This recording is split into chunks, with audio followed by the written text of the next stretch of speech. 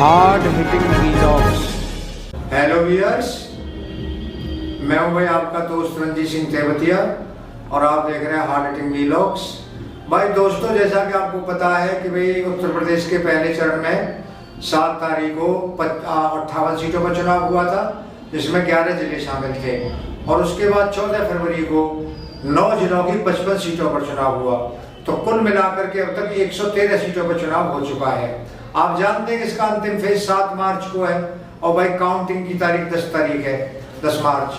तो अब हम इसी बारे में बात करेंगे। हमारे साथ बहुत ही एक जाने माने राजनीति के जानने वाले और हमारे पास सज्जन मौजूद हैं, और वो सज्जन आपको अपने विचारों से अवगत कराएंगे कि भाई इसमें किस पार्टी की क्या क्या परफॉर्मेंस रहने वाली है। तो भाई आप नाम बताइए जनाब अपना। मेरा नाम सर गेंदालाल है। तो ये गेंदालाल जी से हम मिलने के लिए आए हैं भाई, और हम इनसे बात करेंगे कि भाई आखिर जो इन 113 सीटों पर गणित किस प्रकार फिट बैठ रहा है। हाँ तो जनाब बताइए, आप ये जो आप पहली फेज की 58 सीटें थी, उसके बारे में आप क्या मतलब हिसाब लगाते हैं, किस पार्टी को कितनी सीटें मिलने जा रही हैं? देखो सर जी, ऐसा है 58 में से कम 46 सीट जो है बीजेपी को मिलेंगी।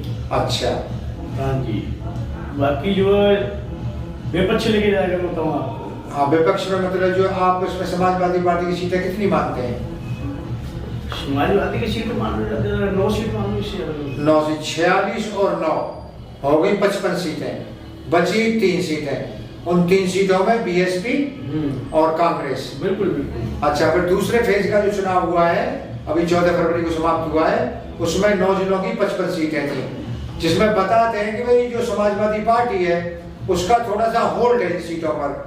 तो आप उसमें से कितनी सीटें समाजवादी पार्टी को देते हैं और कितनी सीटें आप जो बीजेपी या बाकी पार्टियों को देते हैं? देखो सर, ऐसा है जो 55 सीटें हैं, 55 सीटों में से बीजेपी को 41 सीट मिलेंगी, इससे ऊपर हो सकती है, कम नहीं होंगी। रहा सवाल समाजवादी पार्टी का, तो समाजवादी पार्टी को भी टिकट मिलेगी, मान लो सीटें मिलेंगी वहां से। हाथ से हाथ ज्यादा मान लो 55 में से 10 या 11, इससे ज्यादा। अच्छा, 10-11 सीटें समाजवादी पार्टी को आप दे रहे हैं। हाँ। तो टोटल 113 में से आप किस प्रकार सीटों को बांट रहे हैं? 113 में से दोनों को अगर मिलाया जाए तो बीजेपी के खाते में 87 या 88 सीटें आएंगी। 87 या 88 सीटें। हाँ। और 10 मार्च को हम आपकी बात देखेंगे और आपकी भविष्यवाणी को हम परखेंगे कि समाजवादी पार्टी और भाजपा में इन 13 सीटों में से कैसे कैसे सीटें बट रही हैं। हाँ तो बताएं आप। जब सर जी ये वोट खुलेंगे ना, तो आप मेरी बात को क्या देखेंगे? उत्तर प्रदेश में जनता जनार्दन है। हाँ जी, जनता जनार्दन की बात देखिएगा। एक जनता जनार्दन ने ऐसा मन बनाया है, इतनी बड़ी खुशी आने वाली है जिस दिन ये वोट खुलेंगे। जिस दिन अभिनंदन वापस आए थे ना, जब पूरे देश को जो खुशी हो रही थी, उतनी ही खुशी जब ये वोट खुलेंगे ना, उतनी ही खुशी ये जनता जनार्दन, एक बार मोदी जी ने खुश किया था जनता को, अब जनता मोदी जी को खुश कर देगी। अच्छा अच्छा। हाँ जी सर। तो आप ये कह रहे हैं कि निश्चित रूप से 10 मार्च को बीजेपी की सरकार बनने वाली है, पूर्ण बहुमत के साथ। हाँ, पूर्ण बहुमत के साथ। पूर्ण बहुमत के साथ वो भी जनता जनार्दन बनाएगी। हाँ जी। उत्तर प्रदेश के लोग समझदार हैं। मेरी माँ बहन जो भी बेटी है मेरे जो भाई हैं, जो हमारे जो बुजुर्ग हैं, हमारे जो चौधरी साहब हैं, जितने भी हमारे जो है दिग्गज जो नेता हैं। अब एक बात बताऊं मैं आपको, उन्होंने नेताओं ने टिकट यहाँ से मिलना था उनको, उन्होंने ले लिया। हाँ बिल्कुल। लेकिन उनके अंदर के दिल से अगर पूछोगे ना कि मैं वोट कहाँ डालूंगा, तो वो अपने परिवार को समझाते हैं कि बीजेपी को ही वोट डालना, बीजेपी को ही वोट डालना। अब टिकट तो हमने गलती से ले लिया, यहाँ से ले लिया, लेकिन जिताना जो है बीजेपी को ही है हमने यहाँ से। अच्छा अच्छा। क्योंकि उत्तर प्रदेश का विकास ये तो जनता जनार्दन ही जानती है कितना अच्छा विकास हुआ है सर जी। और हम तो कह रहे हैं कि मतलब जो है दोबारा जो है मुख्यमंत्री हमारे बाबा ही होंगे, हम बताएं आपको, योगी आदित्यनाथ जी। अच्छा, और विकास के बारे में जो आप बात कर रहे हैं, कोई एक दो बिंदु जरूर आप हमें गिनवाएं विकास के। ऐसा है सर, विकास को तो हमें बताने की तो कोई जरूरत है ही नहीं। किसी के सामने हम ये बताएं कि हमारी गवर्नमेंट ने इतना काम किया है, वो तो जनता को दिख रहा है, मेरे बताने से कुछ नहीं होगा। हाँ वो तो बात सही है, हर व्यक्ति को दिख रहा है, हर व्यक्ति को दिख रहा है कितने काम हुए। और 5 साल में सर जी एक बात बताऊँ आपको, 5 साल में राज्य बहुत बड़ा है, छोटा मोटा तो है नहीं। अभी जो चैन जो चल रही है ना, दोबारा अगर सीएम ये लेंगे, बीजेपी जीतेगी पूर्ण बहुमत से, जनता के माता बहनों के आशीर्वाद से। काम तो सर जी आप देखना, अब तो जो है उन्होंने चैन डाली है, रास्ता बनाया है। हाँ रास्ता बनाया है। अब देखना काम तो अब होंगे, काम तो जनता को अब नजर आएंगे। और वैसे भी आ रहे हैं, मैं बताऊं आपको, हमने एक चीज देखी है, 2 बार महामारी आ गई हमारे जो भारत के अंदर। योगी जी ने, मोदी जी ने इतना हमारे देश को संभाल लिया कि बाहर के देश तो मतलब जो है हमारे देश से सब पैसे ही वाले हैं।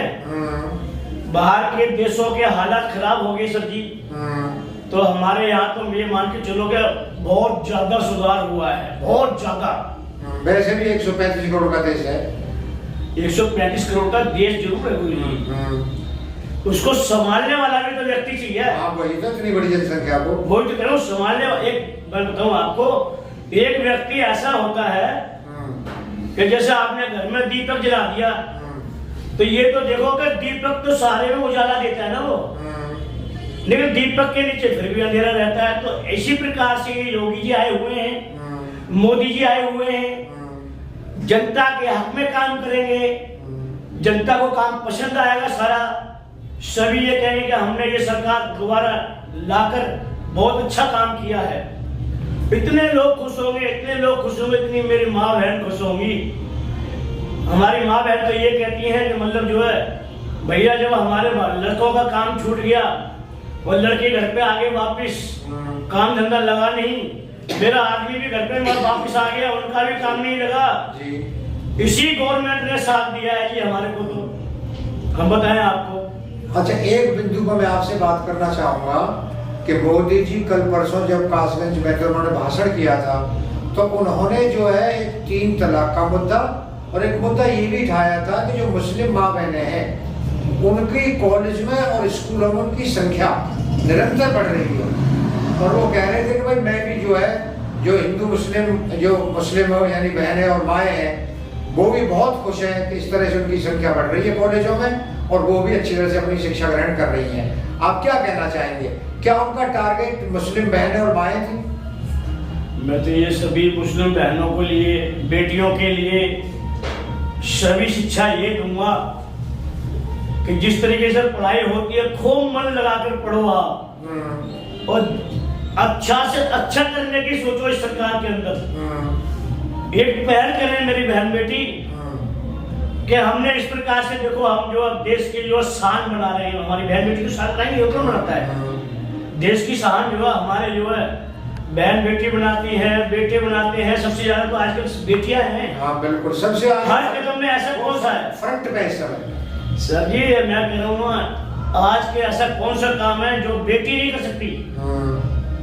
अगर बेटी के लिए आप बोलोगे ना बेटा 1 गिलास पानी दे तो मिनट से पहले ला के देगी, लड़के को आप बोलोगे तो वो ला के नहीं देगी। तो बेटी ने तो वो शिक्षा प्राप्त की है। और मेरे मुस्लिम बहनों से ये विनती है, मेरी बेटियों से, कि जितना अच्छा रास्ता, जितनी अच्छी पढ़ाई और अपने शरीर पे कपड़ा अच्छी तरीके से पहनो और खूब पढ़ाई लिखाई में ध्यान दो। अच्छा, एक बिंदु पर और बात करना चाहूंगा आपसे कि मोदी जहां जहां भी उत्तर प्रदेश में जा रहे हैं या पंजाब में गए थे, वो कल परसों जालंधर में थे, वो जो है परिवारवाद का जो मुद्दा है उसे बहुत ज्यादा हर भाषण में टारगेट कर रहे हो कि भाई समाजवादी पार्टी का जो परिवारवाद है उसको इतना टारगेट कर रहे हो कि हर रैली में, हर भाषण में उनका परिवारवाद होता है। चाहे किसी टीवी वाले को उन्होंने इंटरव्यू दिया, वहां भी परिवारवाद को वो टारगेट कर रहे हैं। आप क्या कहना चाहेंगे? देखो सर, ये परिवारवाद का जो आपने मुद्दा उठाया है, लेकिन मैं इसके बारे में कुछ नहीं बोलूंगा। हमारे देश के प्रधानमंत्री हैं, वो कुछ भी कह सकते हैं, लेकिन हम नहीं बोलेंगे इस चीज। हम बताएं आपको, परिवारवाद का तो कोई आज से थोड़ी नहीं है, बहुत समय से है। अब ये चीज कोई कहने की थोड़ी नहीं है। जो व्यक्ति जो व्यक्ति गवर्नमेंट जो कर रही है सब कुछ देख रही है, उनको बताने की जरूरत नहीं है। उत्तर प्रदेश की एक आम जनता सब कुछ जानते हैं। उत्तर प्रदेश में इतने इतने ज्ञानी हैं बाबू जी, उनको हमें बताना जरूरी नहीं है, वो सारा कुछ जानते हैं। और वो इतना जानते हैं कि उत्तर प्रदेश से ही तो राजनीतियां शुरू होती है सारी ना। हाँ, अच्छा एक बिंदु और आपने बता दिया इन 133 सीटों का, 113 सीटों का बता दिया आपने आंकड़ा। अब फाइनल जवाब दीजिए कि 403 में से आप अलग अलग राजनीतिक दलों में किस प्रकार सीटें बांट रहे हैं? देखो सर, मैं जो है इतनी बात जानता हूँ, और मैं भी एक जनता जनार्दन से ये मेरी विनती है और अपील भी है सभी बहनों से, सभी भाइयों से, सभी बेटियों से, सभी मेरे बुजुर्गों से इतना कहना है कि अब डर किस चीज का, खुलेआम सभी को वोट, इसको वोट दो, बीजेपी को दो, खुलेआम वोट दो आप। अब डरने की आपको जरूरत नहीं है, समझे जी। और आप लोग कहते हो कि बीजेपी आएगी, बीजेपी आएगी, लेकिन आप बीजेपी को लेकर आओ, आप वोट दोगे जब बीजेपी आएगी। और भारी से भारी संख्या में थोड़ा सा समय निकाल के मतदान आपने जरूर करना है। और मतदान करके ये दिखा दो आप, और कमल का फूल बटान कर दबदबाना जी, बताऊं आपको क्या बीजेपी को विजय प्राप्त करना है।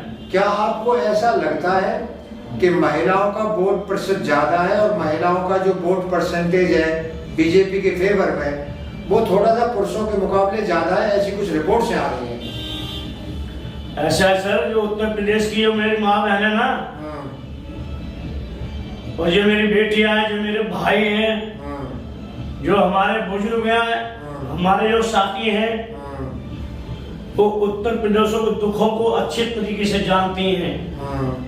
ये तो मेरी माँ बहनों को तय करना है, मेरे भाइयों को तय करना है, मेरी बेटियों को तय करना है, हमारे बुजुर्ग को तय करना है कि हमारे हक में कौन सी सरकार है, कौन सी सरकार हमें इतना काम कर सकती है, उसी सरकार को लेकर आए और इतना मतदान करें। कमल के फूल पे वोट दबा के डालना, जितने ज्यादा से ज्यादा डालना है। अच्छा एक बात और, आपने अभी कहा था कि इन 5 साल में तो विकास का सिर्फ रास्ता तैयार हुआ है, आगे उसको भी चलना बाकी है। इसका क्या मतलब है, क्या क्या क्या कहना चाह रहे हैं? कहना ये चाह रहा हूँ सर जी कि जब जितने काम अब तक जो हुए हैं, अभी तक काम उत्तर प्रदेश के अंदर कोई हुआ नहीं था। अच्छा, अब रोड हर चीज देख लो आप। मैं नहीं कह रहा कि मतलब जो रोड की व्यवस्था और जो सुरक्षा की व्यवस्था सब जनता जानती है, जनता जनार्दन सब जानती है सर जी। यही जनता जनार्दन ने ही फैसला करना है, हमारे कहने से कुछ नहीं होगा। फैसला तो जनता के हाथ में है, जनता के हाथ में, जनता जनार्दन के हाथ में, माँ बहनों के हाथ में है। जिसको मेरी माँ बहन चुन लेंगी, मेरी बेटी चुन लेंगी, मेरे भाई चुन लेंगे, हमारे जो साथी हैं वो चुन लेंगे, और जो हमारे बुजुर्ग, घर का बुजुर्ग जो कह देता है वही होता है। ये समझ लो कि आप पूर्ण बहुमत के साथ बीजेपी की सरकार आपको बनानी है। ये मन बना लो, अब रुकने का टाइम नहीं है, एक तरफा मन बना लो। तो क्या कमल के फूल पे ही बटन दबाना है, जो तो काम बाकी रह गए ना तो क्या वो पूरे हो जाएंगे। तो क्या बन भी रही है सरकार? तो समझिए जनता जनार्दन बनाएगी, और सरकार बन रही है, इन्हीं के आशीर्वाद से बन रही है, ये लोग बनाएंगे। क्योंकि जो काम बाकी रह गया है उसको कौन कराएगा? उसको भी तो यही कराएंगे, जनता कराएगी काम को, जनता ने करवा लेंगे काम, योगी जी कराएंगे काम, दोबारा वापस लेकर आओ, योगी जी जो अधूरे काम रह गए वो पूरे करेंगे।